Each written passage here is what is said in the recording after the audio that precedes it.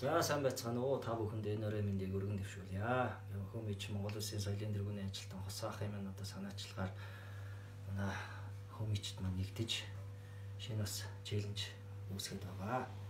Ингээд энэ удаад одоо хөөмич Монгол Улсын соёлын тэргүүний ажилтан Ган Зориг ахыхаа дуудснаар миний бие этник зоригоо та бүхэндээ тэр хоёр иштэй төвшөөрөн дээр одоо Монголынхаа одоо хөөми харьхраа одоо юм коллекшн хийсэн нэгэн хувилбарыг бас чадан ятгаараа үзүүлье. Энэхүү уран бүтээлийг маань одоо 2009 онд одоо бид нар Алтай оргил хамтлаг маань одоогийн хүү хамтлагийн одоо хоёр гишүүн Ямж Янцсан галаа ингээд хөөмич давааны мах ингээд бид дөрөв одоо хийж исэн юм байгаамаа. Энэ уул нь бол дөрвөн хүний бүрэлдэхүүнтэй хөөмөлддөг энэ магтаал байдгийн. За тэгээд чадан ятгаараа одоо бас та бүхэндээ хөөмөлж сонирхолъё.